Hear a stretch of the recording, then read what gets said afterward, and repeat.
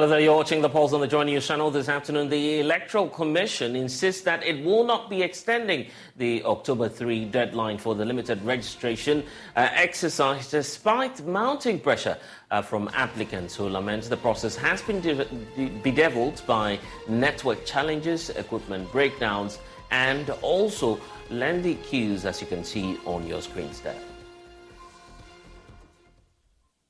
We hear from some political parties on the emerging calls for the EC to expand the deadline. Also, we're looking at the Tema Oil Refinery as it has initiated investigations into fire that engulfed a booster station this Friday, September 29.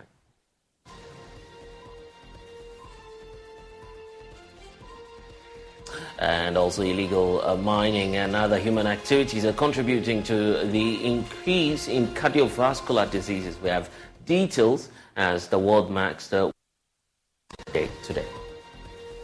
Heart for nature. Human beings have caused drastic damage to nature through pollution, and 25% is known that 25% of cardiovascular deaths are due to pollution alone. Yeah, there's more coming your way here on The Pulse, and this is The Pulse Source is brought to you by Global Communities Dignilu Affordable Safe Sanitation. We're on DSTV channel 421, Go TV channel 125, and we have details coming your way. Please stay.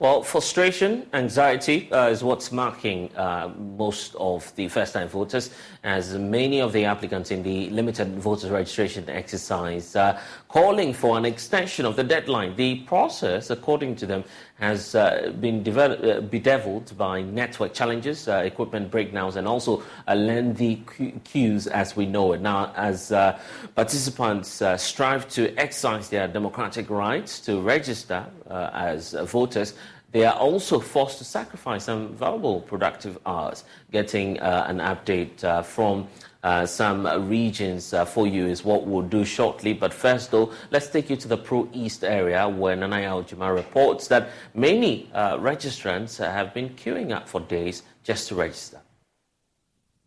Many continue to troop to the EC's office at Yeji to get registered in the limited voter registration exercise. Though the exercise started September 12, the number of applicants continues to increase at the center. Here are some applicants who have spent days in the line. For instance, yesterday that I came here in the morning, but when I came, there was a whole lot of challenges that even I myself, I couldn't stand it. And I was also sick. As I'm talking, I'm a student. Yesterday, I didn't go to school because of this. But yesterday, I wasn't able to make it. And today, too, same thing. I didn't go to school. Challenge I face in the process is slow. The process is very slow. Poor internet connectivity is also affecting the process. The queue doesn't move as expected. I didn't content about it. I don't know content amount. Mpacho me de mi sire ne say on fa date ni bin kan ho mai na mboa ye nkoye nim kakla. Registration officials have alluded to poor internet connectivity as the reason for the slow pace of work. An option of offline registration is being avoided for fear of double registration. The Buem constituency has many traveling over the voter lake for the exercise. Despite the risk involved, it cost at least 150 cedis to make the journey to the district capital.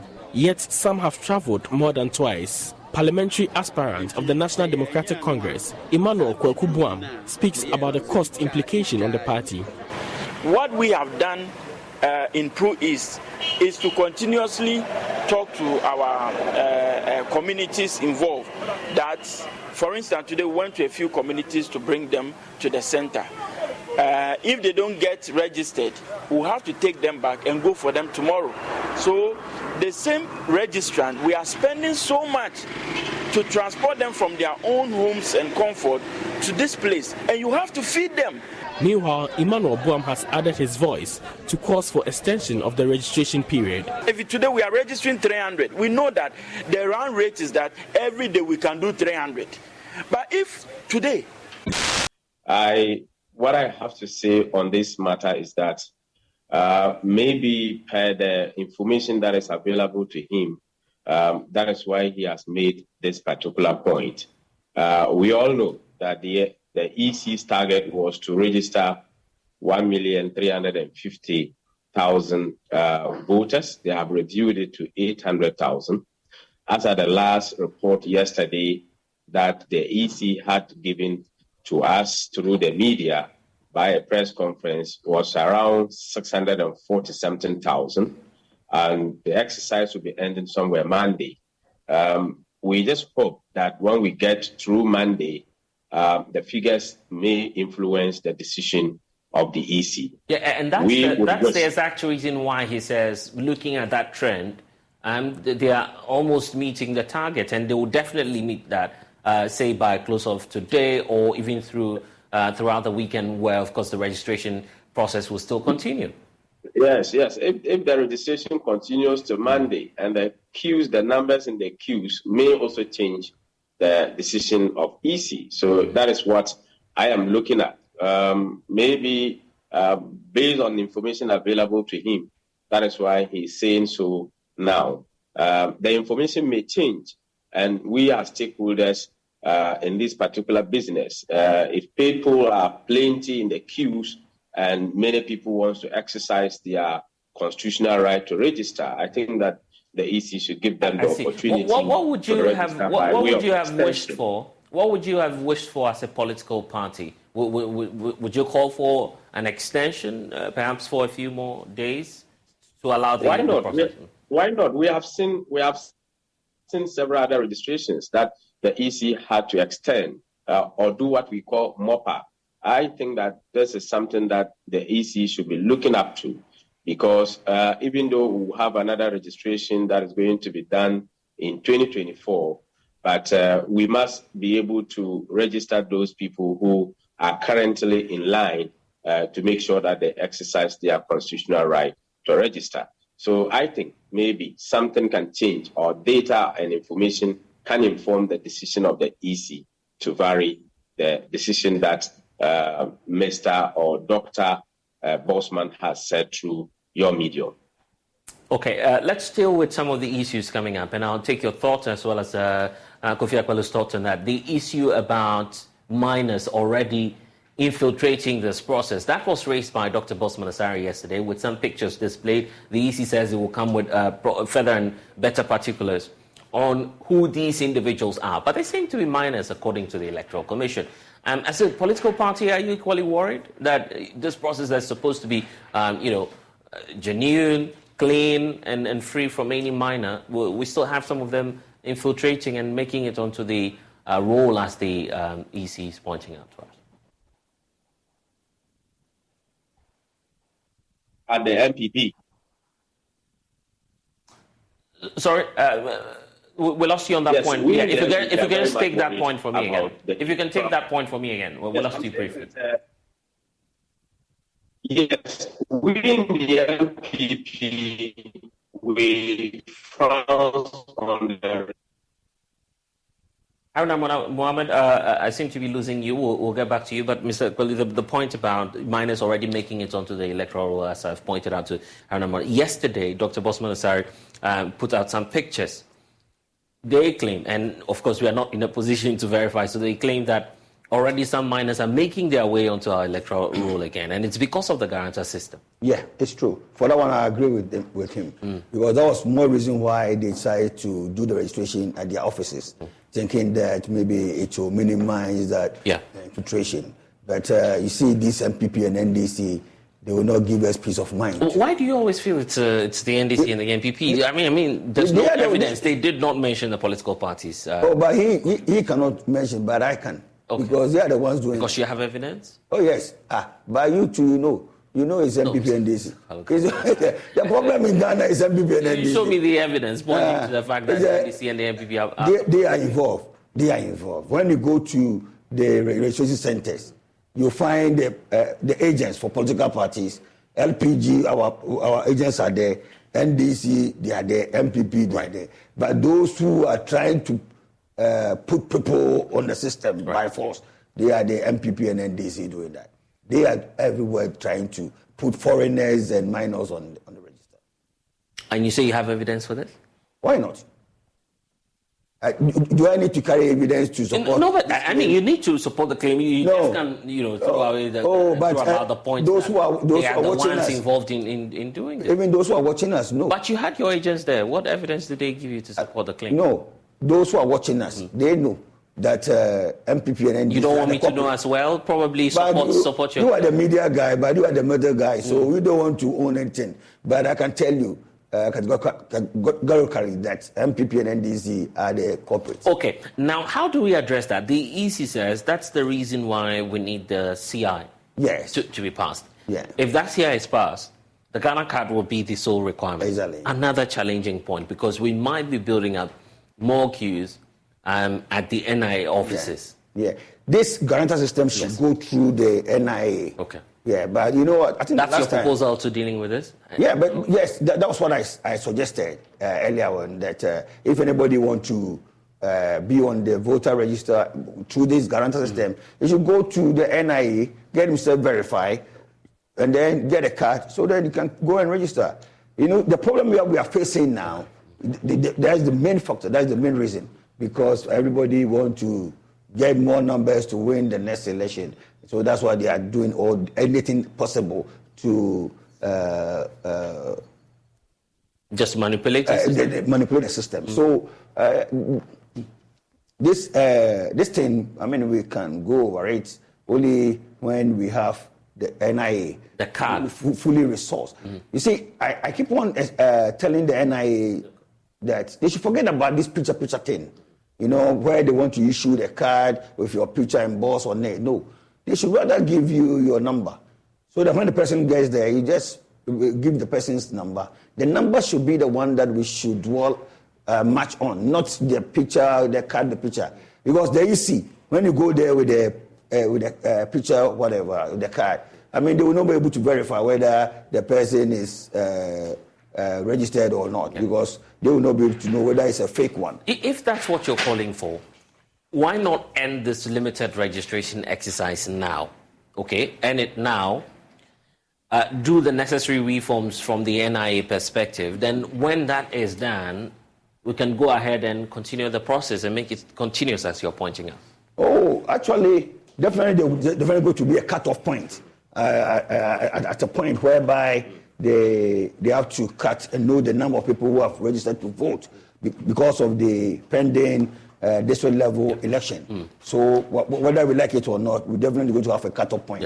So after that, then we resume on this continuous registration. You've monitored the process too. We've seen political parties help some of the registrants by bringing them to the centers. Yeah. Was that also a challenge for the LPG? Oh, because I'm sure you are trying to mobilize your people as well to go out. Did you sponsor people? Did you? Where we have our vehicles, we are helping people. You give vehicles out? Yeah, the party has vehicles. So where we have vehicles, I mean, we are helping people who want to go and register. Because national service. But it came at a cost. Yes, a cost to the party, but it's a national service. MPP and NDC, they are doing the same thing. Yeah. How much did you spend? Oh, for that one, I can't disclose it. I see. Yeah. Because Mustafa Gwande is here, you don't want to... Oh, no. They won't be able to disclose their own. So you also don't want to disclose yours? I mean, it's not for public. I see. There are so many issues coming out of this exercise, and it's also got to do with the integrity of the process. I need to point out that also joining us in studio is Mustafa Gwande, is the Deputy General Secretary of the NDC. You've been listening to Mr. Balu briefly talk about the exercise. The latest we have is that the EC is not planning at least for now, to extend the process.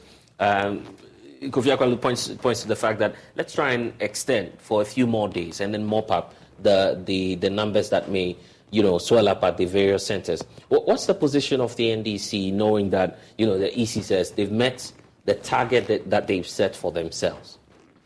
Thank you very much. I think, first of all, my difficulty is around how the Constitution says that when you are 18 years, you should register and vote.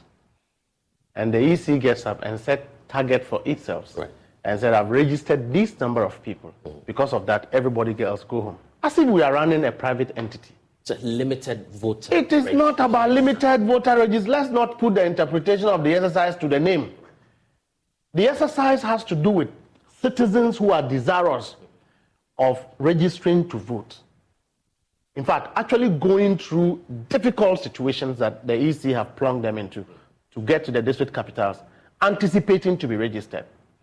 As we speak, the EC is saying they have hit a so-called target. But when you check the registration centers, there are huge numbers. The traffics are very high. People are still coming out. And you say that you won't register those people? And that we're supposed to take it hook, line, and sinker because Jid Mensah is talking, because government through Akufo-Addo does not want people to register, because they want to control the number of people who enroll onto the voter registration system. Hell no. That is why they are doing all this preposterous campaign, that in the midst of a registration exercise, you have driven Ghanaians into difficulties. People will have to come to district capitals with 2 people if they have to be guaranteed for. They will come because of operational errors, challenges as a result of network challenges, systemic issues. They would have to wait 3-4 days in a queue to get to register. I probably will tell you. And after they have been through this, some are still waiting to be registered. You say, oh, because it is limited registration, go back home. Who takes the responsibility of their cost? Are you not continuously deepening the difficulties and further making the exercise unattractive to the citizens? We said decentralize the exercise. You are not doing that. As we speak today, the EC is calling for machines from the registration center. She's withdrawing some machines from registration centers. But if they've met the targets, obviously they'll withdraw. You see, it is insane for Bosman to say such a thing. Very insane for you to say that I've hit a target, so we don't need any. We are not running Bosman and Jid Mensah Company. It's an exercise for the people of Ghana. And the Constitution is very explicit that anyone who attains the age of 18 should be registered and should be able to vote. The people who are in the queue, they are not animals, they are human beings. They may not even be NDC. They may not be MPP. They may not be LPG. They are Ghanaians. They have a voting right. When you sit in Accra and you eat and you are full and you come and stand on the radio, TV and say that you have set a target and that once your target is met, you are closing an exercise. That is an insult to the people of Ghana. For now, at least giving the constitutional remits, the EC is not subject to the control of any other person. She is subject to the control of the people. EC is subject to the control of the people. She is subject to the control of the law. The Constitution does not allow her to do what she's doing. What she's doing is insane, and somebody must talk to her. That when people are of age, they must register. These are the people who will go and take a picture without describing the origin of the picture, without showing where you took pictures from. You are calling people who have just been challenged, right? And the process is such that when a particular individual, the exercise is policed by political actors. And so when you go there to register and somebody suspects that you are not of age or you are a foreigner, they challenge you.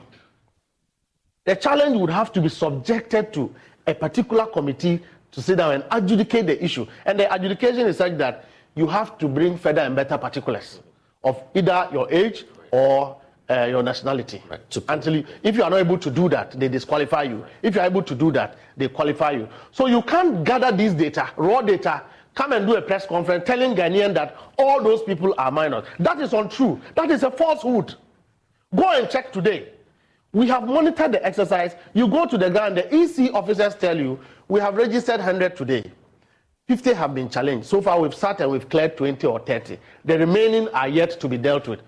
Are those people minors.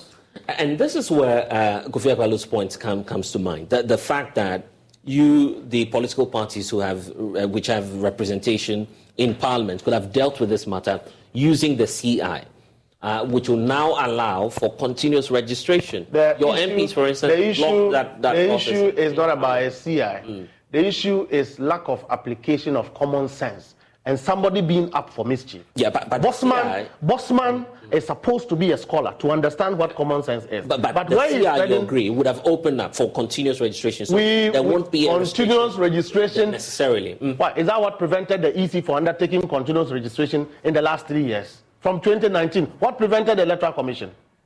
Doesn't she know that because she didn't register people since 2019, the backlog is long, the queues are very long? Look at the growth of our population. When you do that mathematics, you come and set a standard of 700,000 and say, because you've got 70,000, 700,000, our target has reached. So the rest are not Ghanaian, they are from Togo. I am saying that the figures Bossman put out, over 7 people who have been challenged are minors, it's not true. He cannot jump onto the podium accusing political parties because he wants to mischievously start a campaign for a new CI. You are accusing people who are using guarantor system of being minors. Look, the same guarantor system is what we use in the Ghana card registration. Are we going to invalidate all those cards that we acquired through, what do we call, the guarantor system? 64% of the people who have registered use the guarantor system. He then jumps and says, oh, go and check 2020, when we do the registration, the figure, that is corrupt mindedness. Okay, Mr. Kwame, in all of this, if the EC decides not to open up and to extend, what will you do as a political party? We will talk to our lawyers to find out if there is a way that something can be done. Because you see, from what I've observed, if I give you, this one is Mankranso. Okay. You have some of the reports? Yes, initial. Yes, this is Mankranso. Mankranso, they started with 58. Okay. The first day, they started with 58.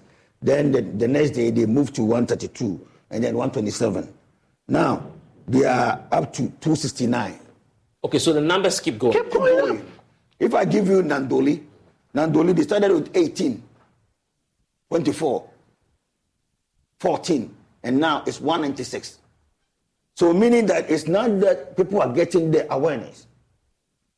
So the projection of 700,000 to me is the lowest. But why are you failing as political parties to admit that the EC also ought to work with the target? They call it a limited exercise. Yeah, it's not supposed to be for everyone. The limited is whereby, you see, the limited is whereby it's just a maybe you've done previous years, and then maybe getting to an election, you say, okay, let me do something small to do more pop, for the district level. Yes. But this one, we've waited since 2019.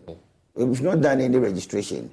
And then you come one day and say you want to do registration, and then you've gotten some few numbers and said you are okay. Now, looking at the frustration, people have traveled all the way from their villages to the district centers, and now they don't know whether they're going to get on the voter register. You see, this the first time somebody wants to vote for somebody to go to assembly. Right. Because, you see, the assembly election is very, very important than our parliamentary level, or whatever. The most important election is the assembly election.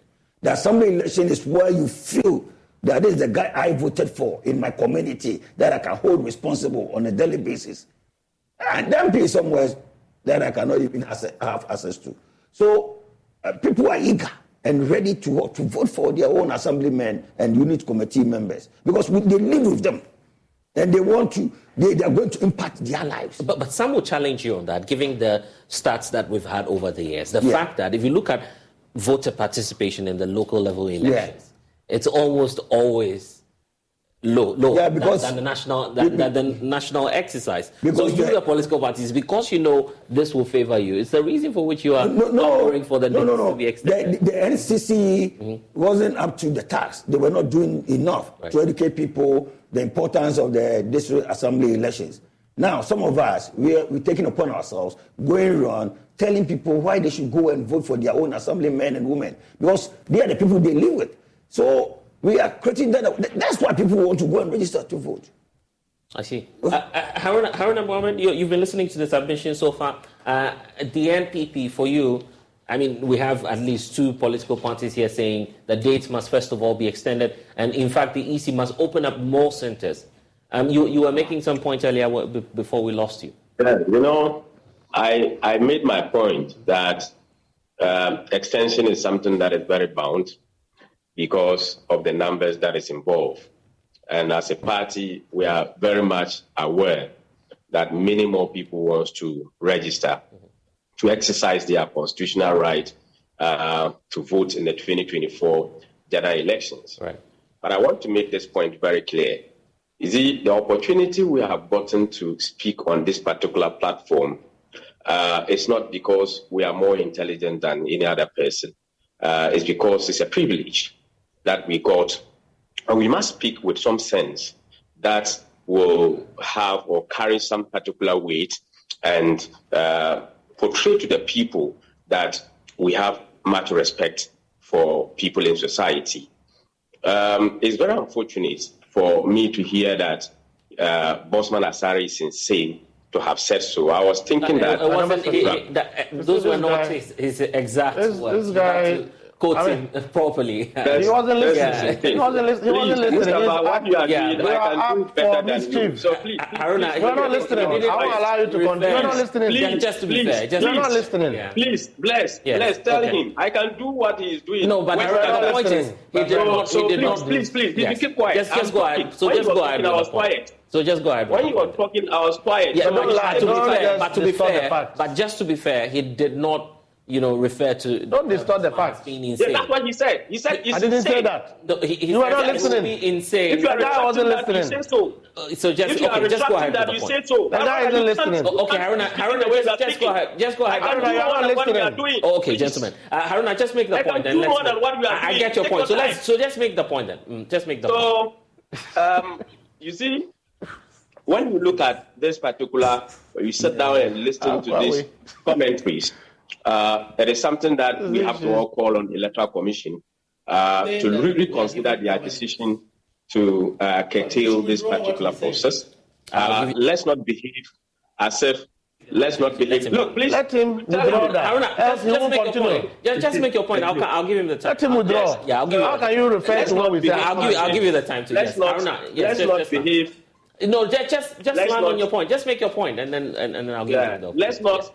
No, let's go ahead. Let's make progress. To be instructors to Electoral So Commission. let's make we can sit to the program. We can sit and then wants to direct what the Electoral Commission should do.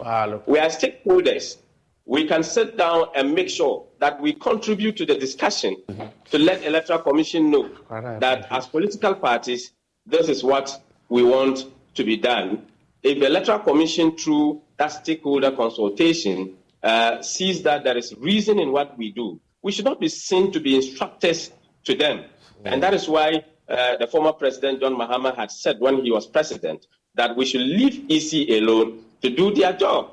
Okay, but they would appreciate feedback, for instance. Haruna, if you look at the numbers at the centers, I recall speaking to you at the start of this exercise. The call was that expand the centers, open up more centers so that you can take more numbers by the end of October 3. Now, that has not been done. You still have more people at these district centers.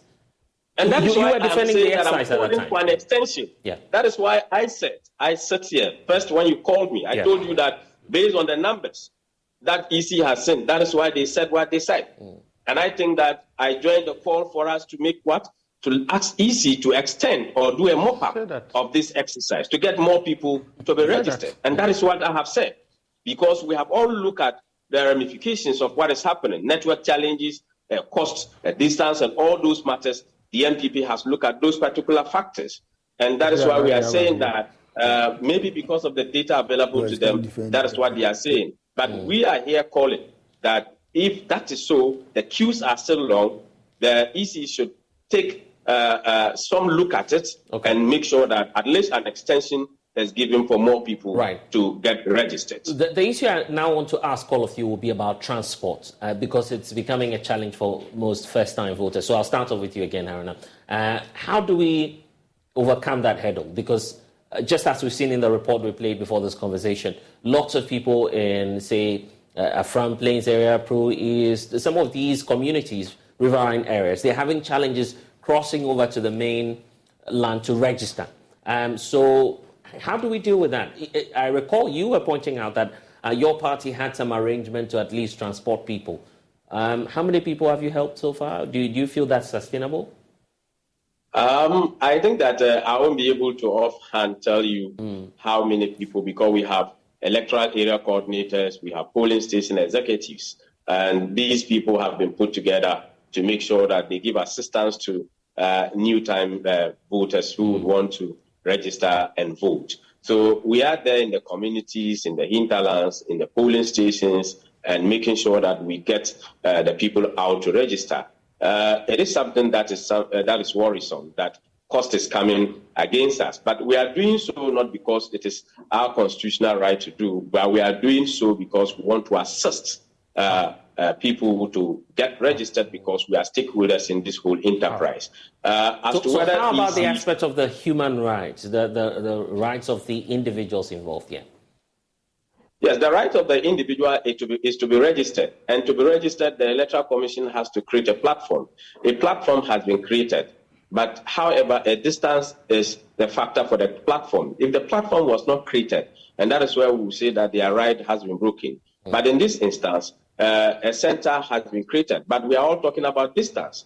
And I don't think that there is any right that has been taken away. It is our responsibility to be able to exercise our own rights. All right. Kofi Akwalu, I'll come to you, Mustafa Gwande. The issue about transportation, how to deal with that, knowing that, the time is fast spent. You just have a few more days to, ramp up more of the numbers to the centers. Yeah, actually, I don't know what we can do again, because from our party point of view, we have done the little that we could, because we managed to have some people where we have our party vehicles idle. So we said, okay, why don't you use it to go to the villages and help people to come and register? But you can't pick everyone. Yes, definitely, because the towns and villages are scattered. So but we try, and then DC and MPP, we've seen them also doing same thing, but it's still not enough, because it's not everybody that they can reach out to. So it's a cumbersome thing, and the only way to overcome it is that the EC is to extend the dates and then also open more centers for the people to be able to go and register. If the EC decides now to, say, provide buses at vantage points, they should have done it to carry people at least for the very last few days, to take advantage of the they should have made that arrangement from the onset by providing buses for the people to travel. At least maybe if it's once in a week, that would have been a laudable idea. But now? Oh, it's still not too late, like you said, but I would suggest that at least they give us 5 more days, maybe for people to go and register. At the same time, whilst they are doing this replacement of cars and then also transfers, yes, they can as well keep on also registering people who will be going there. I don't see why they cannot do it concurrently. Mustafa, for you, the solution, the transport aspect. Yeah, so according to my brother, we are assisting democracy, unsolicited burdens. And let me tell you, you have parliamentarians in your party. You don't have PCs yet, but you have constituency executives. Can you imagine that an MP will have to go to a registration center, see thousands of people sitting down? He drives past and go. How much are MPs paid? This same government is not paying their common fund. The people would have to cough money to feed people whilst they are in the queues. We have to transport these people to the registration centers. The reality is that parliamentarians and parliamentary candidates are bearing the cost that Jim Mensah has put all of us into. We didn't solicit for this assistance. Who told us that it's our duty to be transporting people to register? CI 91 amended 127 regulation 2 makes it very explicit so that we don't incur this cost. You have an electoral commissioner who will not go by that. Exactly. Who will not go by that. They did not mention the spots where the registration... That's fine. So she applied discretion. That discretion has put all of us into cost, challenges, risk. People are getting accidents. Recently, somebody around Kaswa, people around Kaswa, had an accident. One is at Kuala Lumpur Intensive Care Unit. These things would have been avoided if we decentralize the registration exercise. She's not interested because she's leading a government agenda to suppress people from not able to register. The government is far involved. Look, what she's doing is clearly an agenda of government. Yeah. The MPP is covertly involved in this. Well, there's no overt sign. My brother Haruna has parliamentarians. Recently, some of his parliamentarians came out to complain about how much they are spending. He's sitting here. He just told you, how can a poor political party be busing people? An electoral commissioner is happy putting political parties on this route. Now, we are almost ending the exercise. All we are saying is that people have moved from very distant locations to the district capitals, all in the name of coming to register. The numbers are increasing because people are getting interested day by day. Okay, so because we do subsequent registrations, we should try and at least finish the people who are within the district capitals and in the queues. At least that's the rule of a queue. We all went to school. It's simple. Even when we are voting and it is 6 p.m., the people in the queue would have to vote. Yeah, because they were in the queue. You cannot say that they should go back home. So on that day, that last day, what happens to the people in the queue? Are we going to ask them to go home after they have waited for how many days to be able to register? So we're asking that extend the exercise so that we cover the period, because you have not been able to do continuous registration or limited registration since 2019. So the queues are very long because you didn't do your work. Because you didn't do your work, either because of lack of funding or some other challenges, we agree. But be fair to Ghanaians so that they are able to register. The process. This call is a very simple call. Okay. The other elephant in the room has got to... No, okay, if I say elephant, probably it will be about the MPP. So the other issue has got to do with the IPAC. I was raising that point with Kofi Akpaloo earlier. The fact that you have a key political party such as the NDC not being part of the process. All of these concerns would have been addressed there. Don't you believe so? Oh, yeah. We try our best, and I believe... with the involvement of NDC, would have been better than where we reach. So I think Dr. Fareja recently advised them that they should make it a point to go back to IPAC because it will help them. The IPAC is very important because normally when we sit and we discuss and we judge, we help. Sometimes maybe you might think this direction. Somebody raised something and then realize that there's a call to make it legal. That question was put to the commissioners yesterday. They believe that it's not time yet for that to happen. As a political party, do you share in that, making it legal? So at least the political party has representation. It would have addressed all of these. If it becomes legal, I will support it 100%. Because, you see, so that people will not take our advice and our suggestions for granted. They'll take it serious. And I'll go for that. Well, when was the last time, the EC engaged the IPAC? And would you say that the various propositions you make, because it's part of the concerns that the NDC has raised, the various propositions that you make there are taken seriously? Is that the case? For the latter part of the question, Yeah, you're trying to dodge my question. I'm asking if because your concerns are taken. Actually, they've taken a lot. But just the recent one, regards to this limited registration, where they propose that they want to do it at the district centers, where we also give them counter suggestions and stuff like that, which they refuse to pick.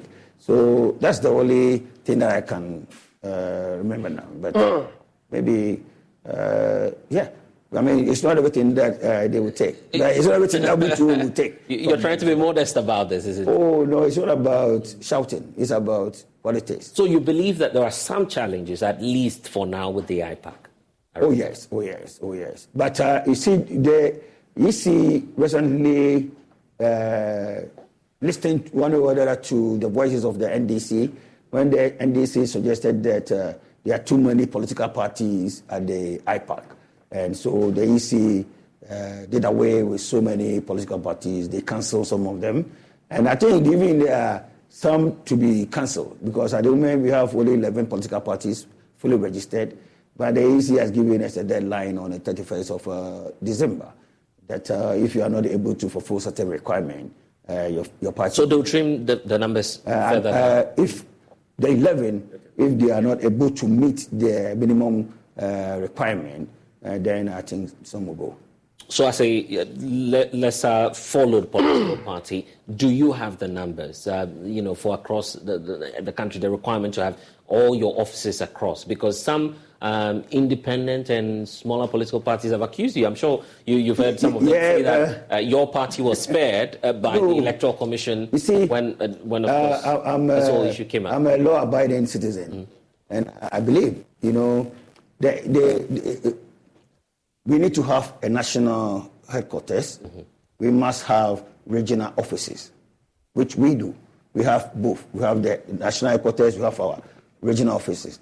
So what is left is the district offices. But you cannot cancel my party because I don't have district offices. Okay? You can only cancel my party when I don't have regional offices or a national office, which fulfill all those. But even as a party, it helps me to have offices across. Because why? If somebody is looking for us, they can easily locate us. So our party, I can tell you, we have not less than 100 offices at the moment. I see. Mustafa Gwande, the issue about your party not taking IPAC seriously, Mr. Kpalu always goes there. He's just pointing out that a number of considerations have been made there, except the very last one, which has got to do with the limited registration exercise. Why is the NDC still adamant to this whole idea, before we came to the office, our predecessors had some major concerns about IPAC. I may think otherwise, but the stand of the party is to the extent that IPAC is supposed to be a forum for us to bring consensus.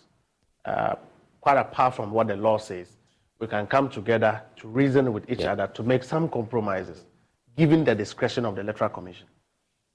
But this particular commissioner, I'm told, will not even allow you to make your point. And she can tell you that she'll walk you out.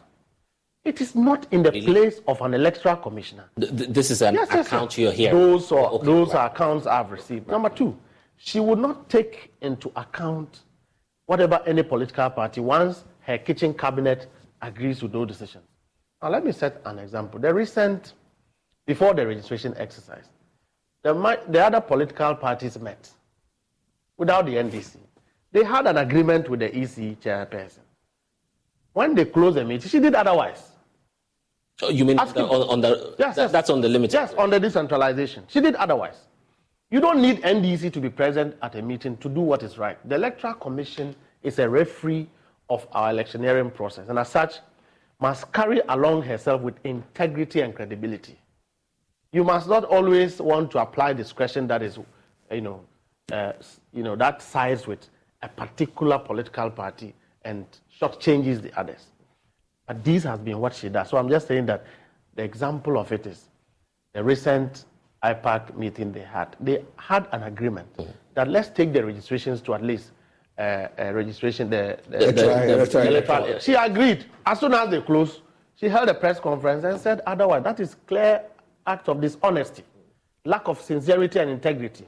That is what the commissioner is doing. So I'm saying that NDC will come back to IPAC if the Electoral Commissioner is willing to do what is fortified honesty, what is sincerity, and carrying herself along with highest level of integrity and professionalism. The CDD says you need to come back to promote you. I agree. I also believe that we will go back to IPAC. I want to say that in my personal view, I don't believe that the EC chairperson is a monster and that we should not confront the issues. I want to sit there and confront the issues head on. When we don't agree, we come out and speak about it. But we are revising, we're looking at the issues day by day. And these calls are coming. I believe that leadership at some point will take a decision. Will give a decision as far as IPAC is concerned. But these are the prevailing circumstances that I can see that this electoral commissioner, she herself calling for IPAC, she's not willing to reason with IPAC. The smallest of issues, you've been dishonest about it. And the political parties will tell you, MPP was there. My brother Haruna knows. Okay, that MPP was in that meeting. Let me bring in Haruna because he's also listening. In fact, there's one more issue that CDD is raising. They call it outstanding matters before the 2024 elections. I'll also take your thoughts on that, gentlemen. But Haruna, the point about IPAC, just before we zoom into the concerns of CDD. Can you let me state this point. Okay, yes, I can hear you now. Mm-hmm. Right. Let me state this point very clear. Right. The MPP is represented in IPAC by Obi Amwa and then Chairman McMahon. In fact, we've got a report from them of what happened in IPAC. These two members disagreed with the position of EC for registration to be done at the district level. Explanations were offered by EC, but there was no agreement that this should be done. But there was a decision by EC at IPAC. So I just want to correct that point, that there was no agreement, but there was a decision. However, the New Patriotic Party, through Obi Amwa and Mark Menu, disagreed with those positions. They cited the 2019 expansion of registration centers, the gazetted list, all those things were submitted. However, a decision was taken by EC. We, however, decided not to go to court and to pursue it in a different manner. Let me also state that my brother Mustafa has been saying government and the MPP has nothing to do with EC. We are not embedded with them. We are not influencing anything. We are not interested. We are not interested. We are not interested in what. Electoral Commissioner attends secret meetings with government functionaries. What are you talking about? Just make the point for me, Haruna. You see, Mustafa will spoil your program. I see. Just make the point for me, Haruna. That's time. Come to the studio. I see. Yeah. Okay. Haruna, just land on the point for me. Yeah. So, yes, it is good that all of us will gather at IPAC. I heard you say that the NDC have called for legalization or a constitutional instrument or making it legal. Yeah, some calls have emerged for that to happen. Yeah, I think that, the MPP is a democratic party. We believe in the rule of law. Once there is any process to make IPAC legal, I think that the MPP is all for it. But let's not say that anything that is legal must be mistreated by the way we want it. I think that IPAC needs a lot of people, but a lot of criticism and discussions is needed in IPAC. But we need positive criticisms, positive contributions that is going to change the political situation and also contribute to electoral process in Ghana. I think that it is very laudable if we look at it. Now, let's deal with the CDD has tabled some concerns. The critical, issues they say must be addressed before the 2024 general elections. And one of them has got to do with the composition of the Electoral Commission. Yesterday, the commissioners reacted to that. The appointment of two other commissioners, which the Center for Democratic Development Ghana believes are, they believe the individuals have been tainted politically. The names that I'm talking about at the Electoral Commission. They are asking President Akufo-Addo to, for instance, revise some of these appointments before the 2024 elections. So let me take your thoughts on that. I'll start off with you. Yes, Haruna. Yeah, Bless. First and foremost, you ask yourself, who has the power to do the appointment? As His Excellency the President. The appointment that has been done, is it out of law or out of place? Legally, it is right. Yes, the NDC had petitioned the Council of State. The Council of State has also responded to the NDC, and that they have washed off their hands because of where it has gotten to. What we are calling for, is it common sense or constitutional? We are a constitutional government. If it is unconstitutional, we deal with it. If it is constitutional, then we have to make our case that will support the evidence of which we want to make. I was at CDD when these discussions were being made yesterday. Mm-hmm. I contributed, or I did have my contribution to the discussion. And I think that what was said in there was that the thing is still before the appointing authority. And I think that His Excellency the President is looking at that matter. But, what's the position of the party? Because, for instance, the position of the party will inform, perhaps, what the President might decide to do. Because you could implore the President as well as the governing party, asking him to take some decision. But Blaise, why are we taking a position on a legal matter? This is a legal matter. There is no illegality on it. So what position do you want us to make? When the appointments were being made, when the appointments were being considered, are you saying that the President did not necessarily consult the party? In the past, there are several other things we can point on in the past. I just added to Maida. You all know Maida. Maida was the regional chairman of the NDC. In 2004, prior to 2004, she was the women organizer for the then Guchogu Sabonjida constituency. And she contested with Dr. Nashiru, the then governor of the Bank of Ghana, to become parliamentary candidate. The MPP did not cry on the top of the route to say that because she was an NDC member, because we believe in her credentials. I think that let's look at what people, you may perceive people to be, when they get to the positions, they work and make sure that they distinguish themselves. These are things that we must be looking at for. Okay, so if I'm getting the interpretation well, it means that the NPP is not necessarily worried about this, and that the President may not necessarily revoke or act on the concerns by CDD and other political parties. No, these are their opinions. They have the right to be worried.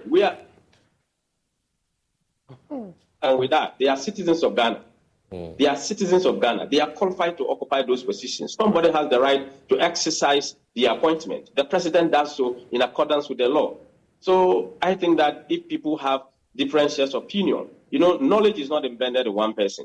So once they are seeing something, we are also seeing different things. And I think that if it is a public debate, like what the CSOs are doing, if there is a reason in that, I think that there can be a change in dynamism, and something else can be done about that. Until then, once it is legal, I don't think that there is something that the NPP will have to contest. Okay. Kofi Akwalo, for you, the CDD making some complaints. They feel that, for instance, the appointments could jeopardize the integrity of the main elections in 2024. Are you equally concerned?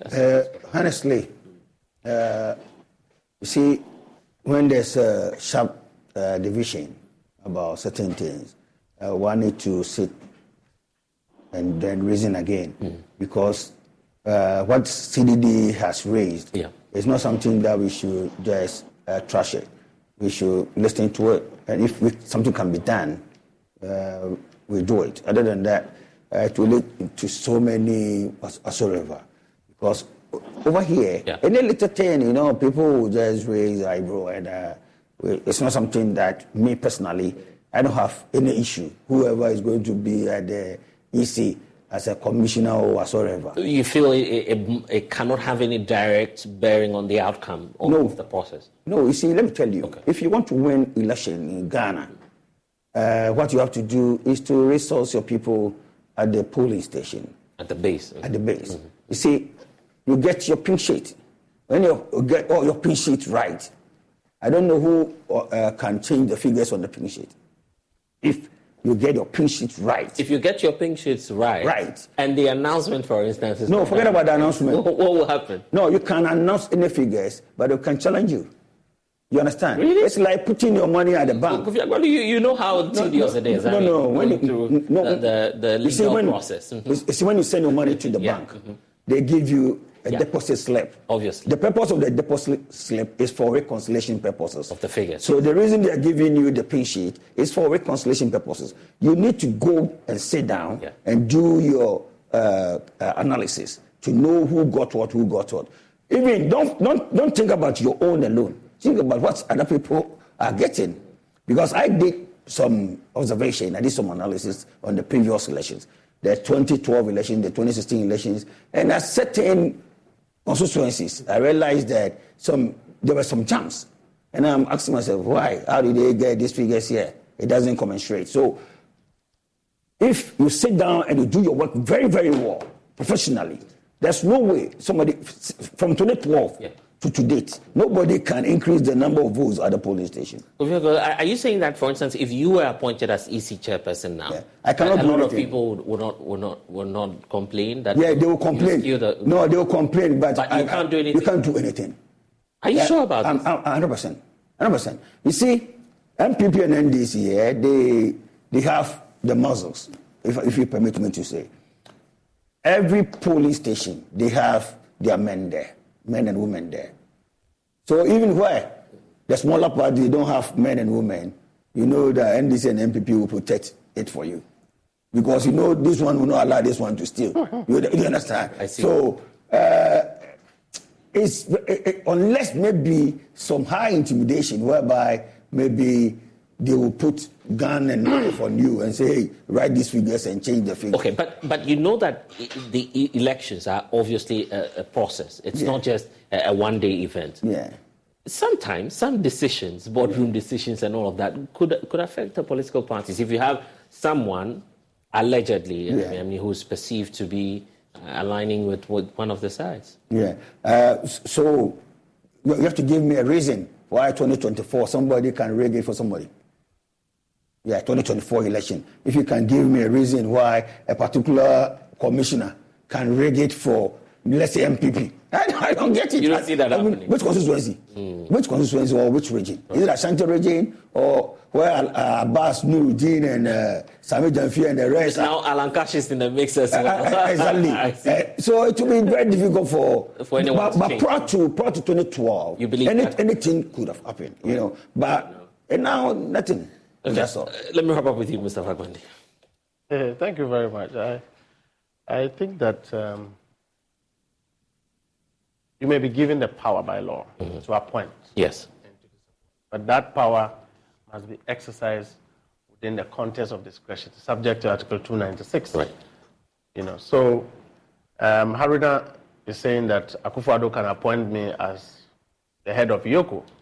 They know that I could have jailed them in 10 days, all of them. So they will not appoint me. If it is that easy, let Nana-Addo appoint NDC's Deputy General Secretary to Yoko. I will jail all of them within 10 days.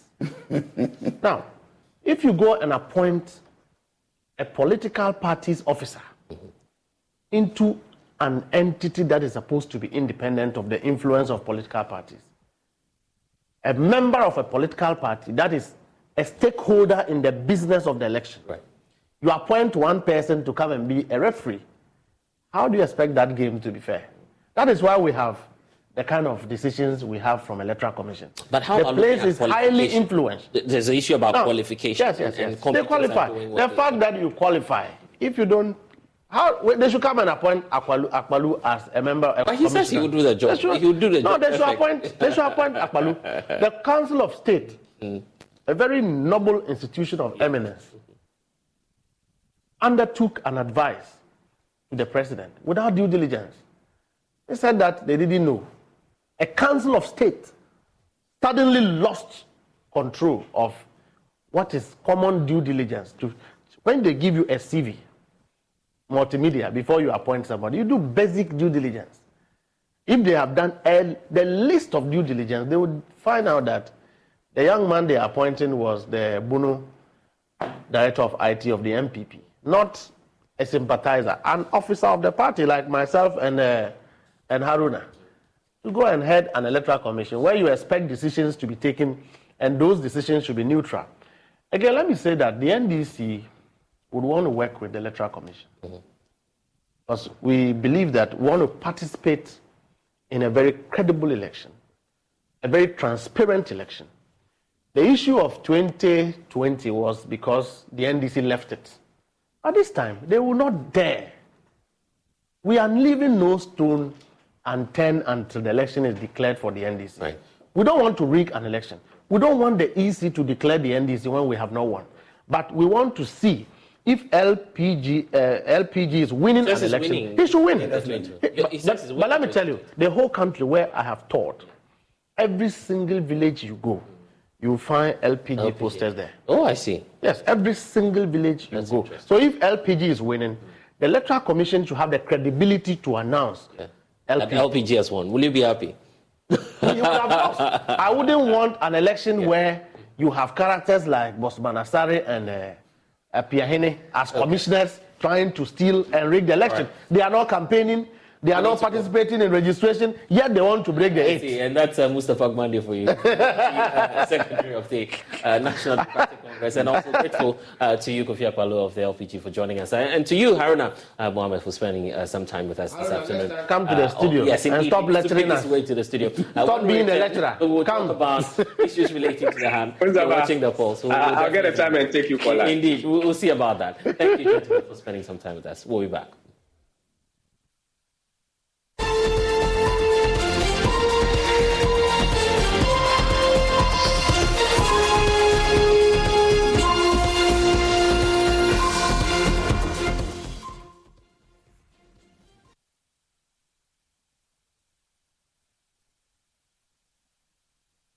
Hello, my name is Abeku Agri Santana. If there's anything that makes my life so easy, it is my bank. I love hanging out with my boys at our usual fufu joint.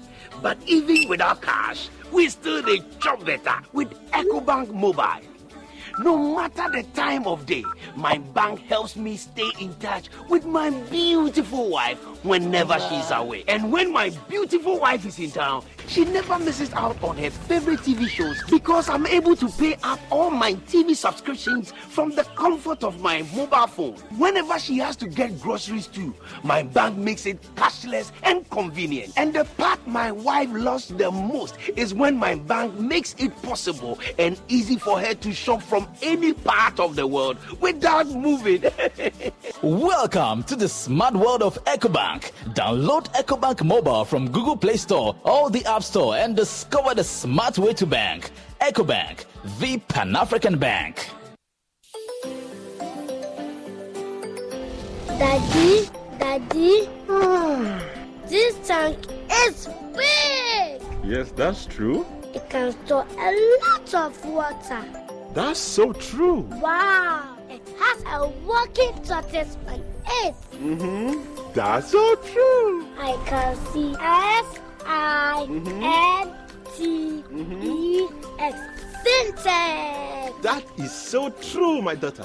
When it falls down, it will spoil. That's not true. But why? Hey! Syntex was the first to introduce double-layer tanks in Ghana. Syntex again was the first to introduce white inner layers in Ghana. Syntex gives you the biggest warranty, 7 years. No matter your water needs, Syntex is the answer. Syntex tank. Are you strong? Are you tough? Smile, Look lively, okay? Smile, smile.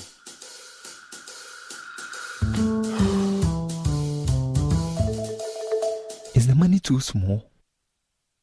A bad stomach ruins your day. Don't let it. Take Gastron, your most effective antacid for the relief of symptoms of peptic ulcer, heartburn, gas pain, flatulence, and indigestion. Hey guys, what are you waiting for? Let's go. Mwah. Can you bring down the smiles more? Gastron, effective relief from stomach discomfort. Manufactured and distributed by NS Chemist Limited. This advertisement has been vetted and approved by the FDA. So I came home earlier than I normally would that fateful Monday after work. And to my surprise, I saw my husband and my mother having sex in our living room. I had always suspected my wife. I felt she had something doing with my little brother. And I walked into a room one day, and there they were, making out. And this is my blood brother. My husband, who is a banker, will not have sex with me because I denied him my earnings. Is he gay? I've been wondering. What is your story? What secret is eating you up? Why are you having continual sleepless nights? Do you need help? Share your story on our powerful new series where real people share their deepest secrets on Prime Morning beginning this September. Drop your stories on our WhatsApp number 055 157 5757. Remember, a problem shared is a problem half solved, and every problem has a solution.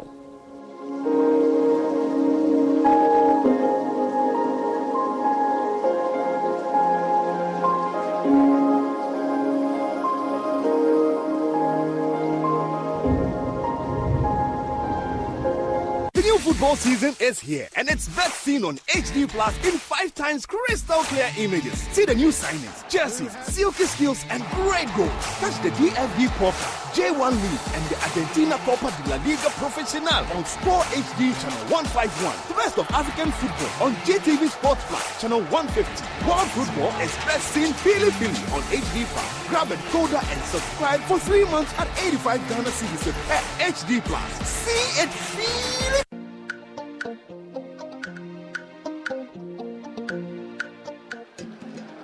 I'm a metal halide commonly used in cloud seeding. Yes. Alfred? Silver iodide. You're right.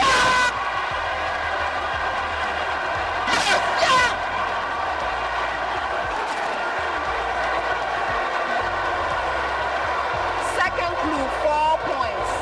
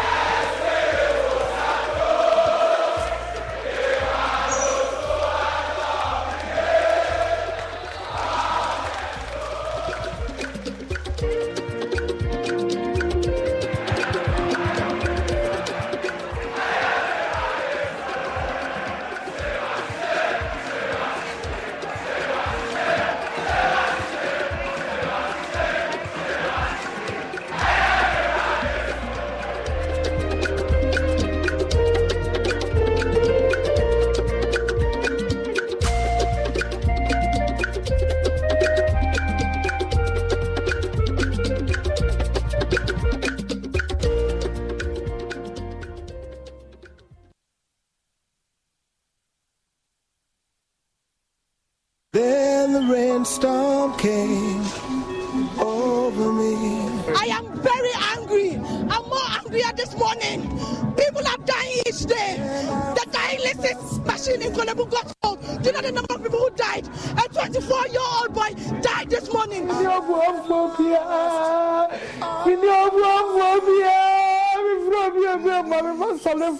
About a month later, then you are there and then one person's picture will be sent. So and so has died.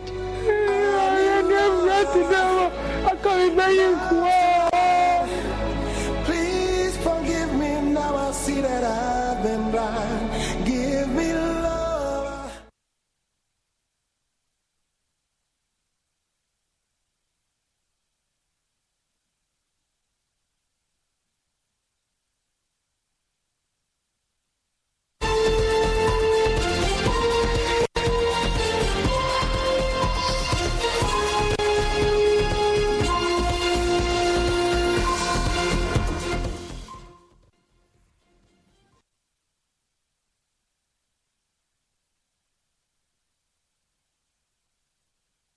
Also, it's the 29th of September, and today marks the World Heart Day. The day is observed every year to raise awareness about heart disease and also preventive measures that can help prevent and manage cardiovascular diseases. Well, here on The Pulse today, we shed light on the prevalence of cardiovascular diseases in Ghana, their causes, symptoms, and also treatment. But first, though, listen to the acting director of the National Cardiovascular Center at Kolebu, that's Professor Mark Marty Tete, speaking on the dangers human activities such as galamsey have on the heart.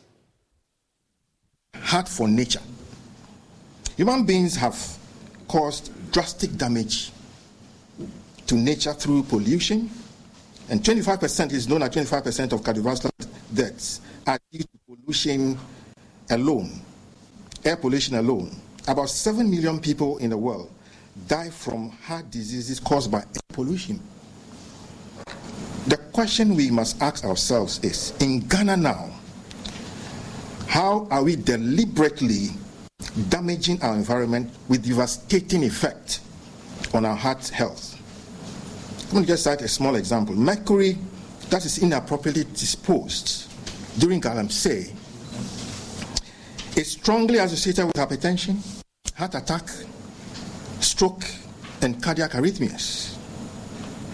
It is time to use our efforts to preserving nature, to reduce and restrict air pollution from entering nature and other damaging practices that are ultimately killing us. The healthier the planet is, the better the hearts of its inhabitants will be. Now, heart for ourselves. Charity begins at home. Before using your heart for others, we must know that you yourself are fit and stress-free enough. We can use our hearts for ourselves, but taking good care of them, eating healthy, exercising daily, and kicking out the tensions and stresses of life are helpful for a healthy heart. Now, let me just share some figures with you. You know, heart disease and cardiac strokes are now the leading cause of death in the entire world. And it's been stated about 18.6 million people die each year due to heart disease and stroke. And in Ghana now, the leading cause of death in Ghana now is from heart diseases and strokes. That's the leading cause of death.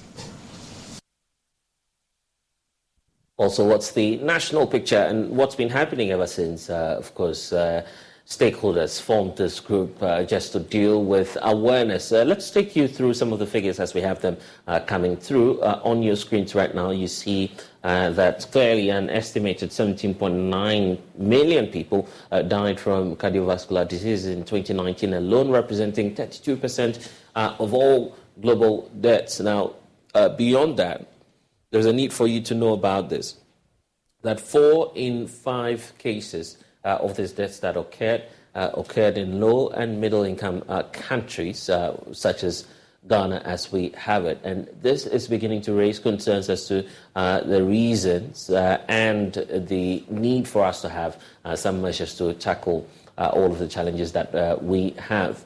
So let's bring in Dr. Phyllis Awindango. He's a specialist and fellow in training for cardiology at the Kolebu Teaching Hospital. Thank you, sir, for spending some time with us here on the Joy News channel. Let's get to it then in terms of preventive measures and how to keep our heart healthy.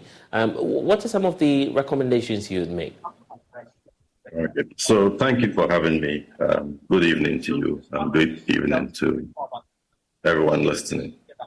So in doing that, we need to look at the risk factors that we can modify. So in terms of the risk of getting the heart disease, we have what we call the non-modifiable. So those are the things that you really cannot do much about. So age, male sex, family history, or ethnicity. But there are others that we can do something about. So the diet, for instance, eating a well-balanced diet, low in salt, more fruits and vegetables, that would reduce cardiovascular disease. Also increasing your physical activity. That also goes a way to prevent or reduce the risk of cardiovascular disease. And just by exercising about 150 minutes a week, moderate exercise can do that up to about 30% reduction in heart disease. Other things are stop smoking if the individual is smoking, and also those who consume alcohol in excess, you advise that they stop or they reduce the quantities of drinking alcohol. Other factors such as stress also contribute significantly to cardiovascular disease. So having to work and distress is also important in reducing cardiovascular diseases. And like the director mentioned, pollution is also now a big factor in terms of cardiovascular disease there. So these are some of the things we can do to reduce. There are also some conditions that also predispose, like diabetes, for instance. We need to be able to control diabetes. Hypertension is a main driver for heart diseases and stroke. So if you're able to control hypertension, control diabetes, would go a long way to reduce cardiovascular diseases and deaths. You work, at the health facility. Obviously, I'm sure that you've been dealing with a number of cases. What are, some of the very common traits that you get to encounter when you get to the hospital? A reason for which you would want people to be much more aware of? So obesity is one. We are beginning to see a lot of people who are overweight and obese. So that is also driving the cardiovascular diseases. And like I mentioned, other things like physical inactivity, sedentary lifestyles. So all these would contribute to an increase in the cardiovascular disease. So, and like I said initially, these are some of the risk factors. People come with high blood pressures who would come only if they've had a heart failure, a kidney problem, and they would have had blood pressure for a long time without even knowing that they have it. So these are the people we tend to encounter commonly with some of these heart diseases. Today we're marking the World Heart Day. If there's a message that the general public would have to be aware of, what would that be? Yes, so this year's message seeks to encourage us to, so it's use heart, know heart. So as an individual, you need to know the state of your heart. So if you haven't screened your heart, haven't visited a doctor, anyone to take a look at your heart in particular, you need to do that and know your heart. And in doing that, we are asking that individuals should use your head, compassion, use your influence so that we can together beat cardiovascular diseases as a whole. So let's all try as much as possible, work on these modifiable risk factors, work on our diets. Let's get active a bit. Just 150 minutes a week is not so much. If you drink too much, reduce or stop. If you smoke, you should also stop. Work on your stress levels. And let's also find out from our relatives when they pass on or when they are sick, what conditions they have. Because these diseases also tend to have a genetic or family lineage. So it is likely that if your father died of a heart attack, you probably also get a heart attack. So let's find out from our relations, our parents, the conditions that they have, and we should be able to address them or pick them up early and treat. Thank you. Grateful. Thanks for spending some time with us, Dr. Felix.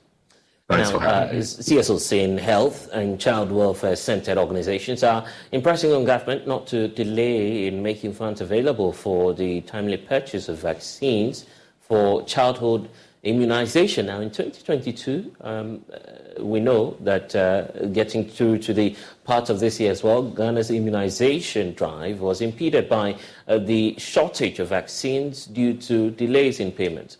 In a stakeholder engagement organized by Send Ghana to solicit inputs from children towards the 2024 budget, the Executive Director for Hope for the Future Foundation, Cecilia Seno, indicated that the government must prioritize funding for vaccines in the budget. We have more in this report. Childhood immunization, hailed as one of the most cost-effective public health strategies to prevent child mortality from infectious diseases, faced significant setbacks in Ghana during 2022 and the early part of 2023. The hindrance, a shortage of vaccines resulting from government inability to secure funds for procurement. Leading civil society organizations in the fields of health and child rights, including UNICEF and the Hope for the Future Foundation, have jointly called upon the government to allocate a dedicated budget for children's vaccines. The urgent appeal aims to avert a recurrence of vaccine shortages, which could heighten children's vulnerability to diseases that these vital vaccines aim to protect against. Cecilia Seno serves as the Chief Executive Director of the Hope for the Future Foundation. Gavi and all other people, UNICEF, all of them support our vaccine. But they cannot own it. The country must own it and have explicit budget line, sustainable one for immunization, so that we can have the future generation protect. It's a whole investment. If you don't protect your children, you end up spending a lot of money treating diseases that are preventable. And so we don't need to have that again in this country. We must plan. We must ensure that the tax that we are all paying, we allocate it for the future of our children. Social policy analyst Kwesi Asante from UNICEF stressed the need for the establishment of a sustainable funding source for immunization efforts. And so, as a country, we need to have a strategy. How do we mobilize resources to sustainably procure vaccines? Recently there were some vaccine shortages, and Nigeria had to come to our aid. And we can't continue that way. So it's important that we together as stakeholders, government and all relevant stakeholders, come together and think beyond just 1 year, how sustainably we can finance. The country representative for the Health Advocacy Incubator, Stephen Atesigi Global, expressed enthusiasm for the proposed establishment of a vaccine institute in Ghana. However, he emphasized the necessity for government to commit to adequate financial support for the institute's operation. I think it excites us as the Global Health Advocacy Incubator and our partners, Send Ghana and Hope for Future Generations, that the government of Ghana is committed to this vaccine institute. It's exciting to also know that it's even been put into policy, and it's in parliament, and it's an act. These are beautiful, and we are happy and we are looking forward to it. But beyond the policy, the financing aspect comes back to the point. I mean, it's not enough to have policies. You need to fund them, and that's why we believe the government of Ghana should go out on its, all out, to dedicate financing for epidemic preparedness and immunization. There is no excuse for this. The collective engagement convened by Send Ghana seeks input from civil society organizations and citizen groups on epidemics preparedness and response, with a specific focus on shaping the 2024 budget. Emmanuel Aifa serves as the Deputy Country Director of Send Ghana and underlined the importance of this stakeholder dialogue. As a development-focused organization in Send Ghana, we try as much as possible to bring people together every year, because ordinarily it will be difficult for the ordinary person to actually reach out to the ministry, not only Ministry of Finance, but all the sector ministries, to actually send if they have any suggestions or any inputs into the budget. So this is something we do. We bring the ordinary citizen, we bring persons with disabilities, we bring adolescents, we bring young men and women, we bring traditional leaders, we bring people also from the various districts, assemblies, technical people as well together, and of course we bring civil society together. The point is that if you have the opportunity to meet the president, or to meet the Minister for Finance or Minister for Health, or any of the sector ministries, to actually say to them one very important thing that you want seen in the 2024 budget, what would it be? Prince Kwame Kudigel's report read to you.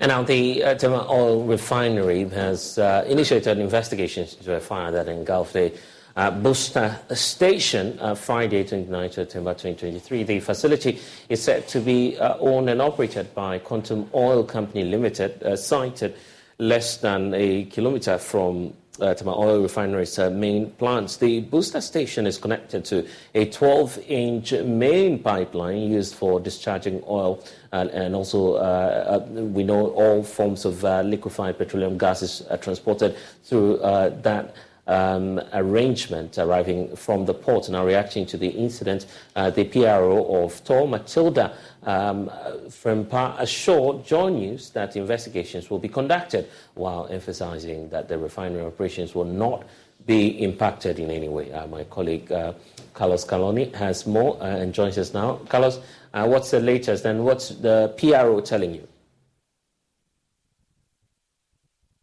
Basically saying that they have launched investigations into the matter In fact, when we went there in the morning, there were about 5 fire tenders, and a number of firefighters were also there. I also saw officials from the Quantum Oil Company, as well as officials from Tema Oil Refinery, and then from the Tema Municipal Assembly. And so by the time we got there, the fire had already been doused. And so according to the PRO, this particular pipeline where the fire occurred has been isolated, and so that the pressure that was building up in it would not go into other pipelines on that particular lane. And so that's what they've been able to do now, and coupled with the investigation that they are going to launch into the activity. And so that's what she has been telling us. So for the PR, based on your interaction with her, what details are we getting from what the next steps will be? All right, so because this particular booster station is primarily managed by Quantum Oil Company,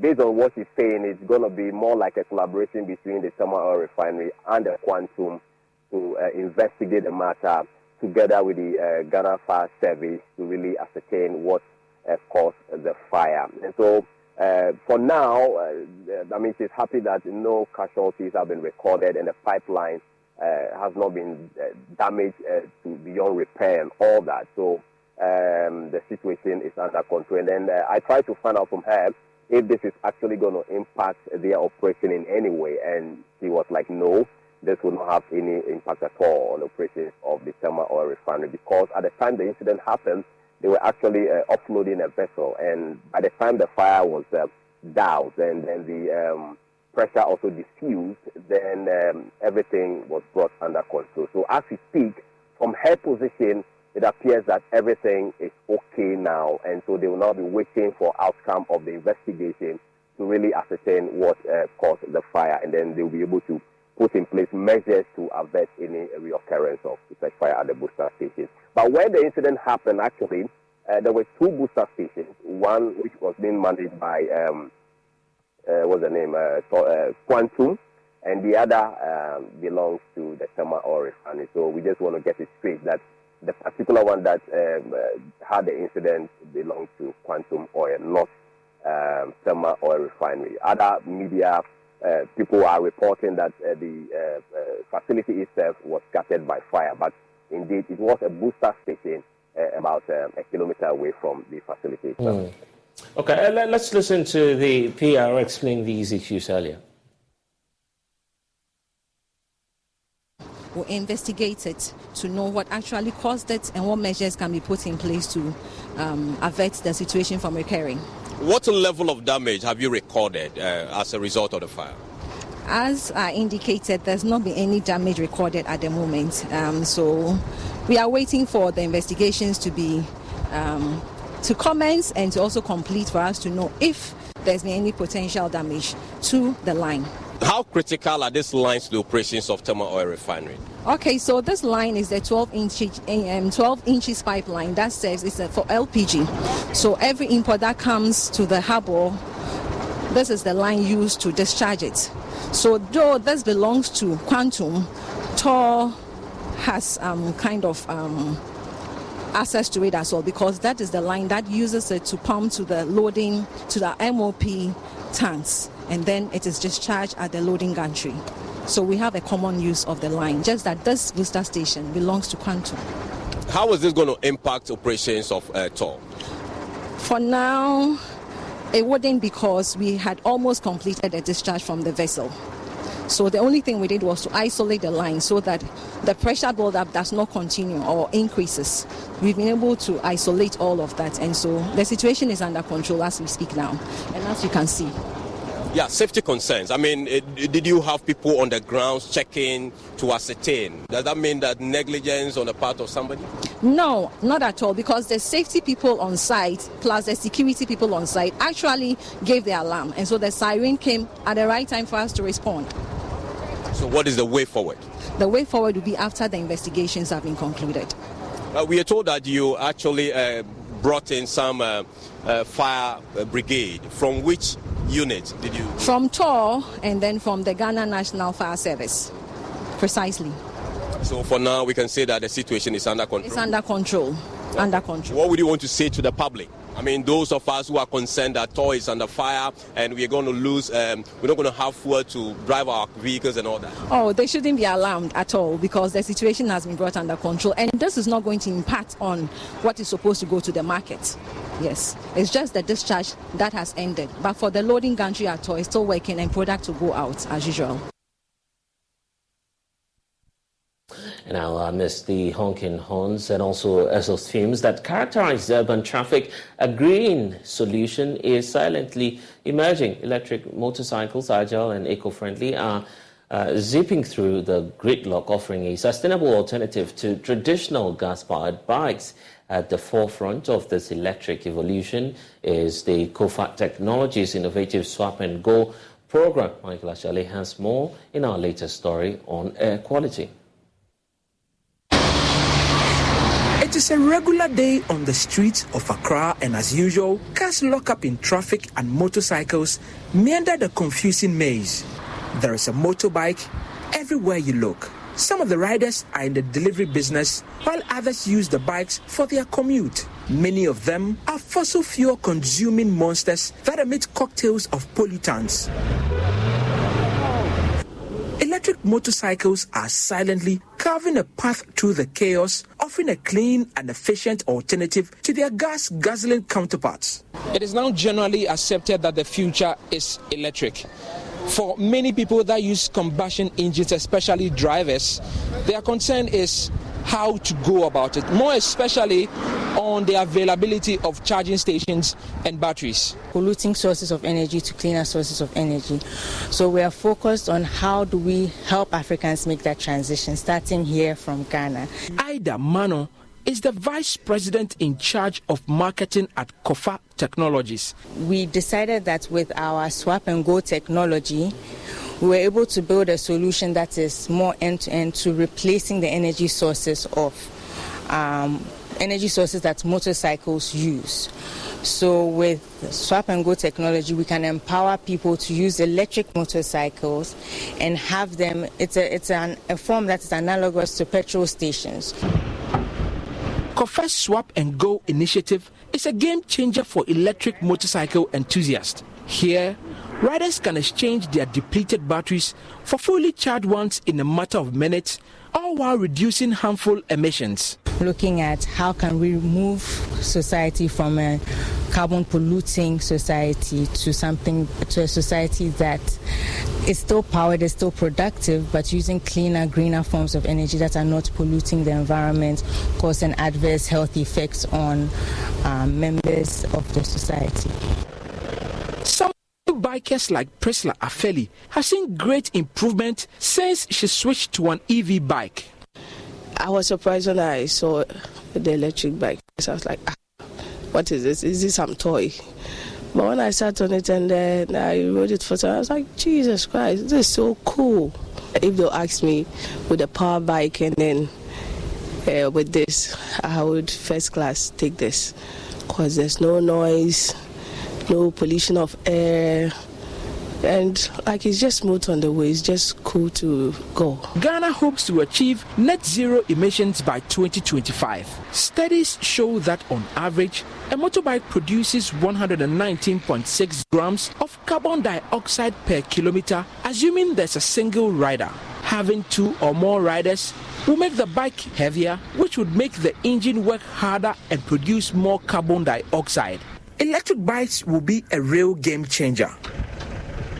Muftao Omar works as a data analyst and has been monitoring data on CO2 emissions at COFE's laboratory. For non-EV bikes, they are at the moment doing about 23 kilometers per liter, which in turn would put them around, say, 2.3 or 2.2 kilograms of CO2 for every liter of petrol that they use. We have monitoring dashboards to track all these things.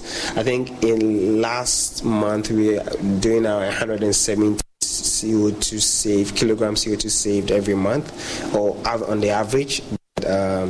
Now, I think this month is around 200 kilograms of CO2 saved per rider on a daily basis. We are able to even track on our phones. We build dashboards to enable us to track all these metrics. The end game for us is to really have more bikes in the system and to offset as much CO2 as possible. EV motorbikes make up a small fraction of all bikes roaming free on the streets of Accra. However, they are paving the way for a cleaner, quieter and more accessible urban future. The future of urban transportation is electric and not just a dream. It's the silent revolution of electric motorcycles changing the way we move through our cities, one ride at a time. This story was a collaboration with New Narratives, and funding was provided by the Clean Air Fund. For Joy News, Michael Ashale.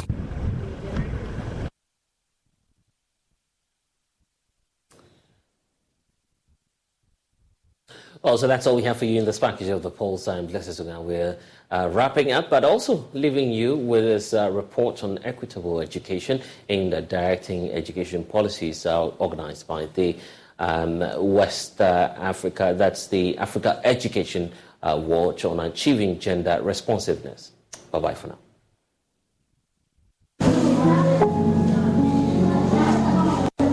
We are crossing the Bay River with a canoe. When you cross there, you come and take we are crossing the Bay River with a canoe. They will collect you 5 cedi, and we come and take taxi.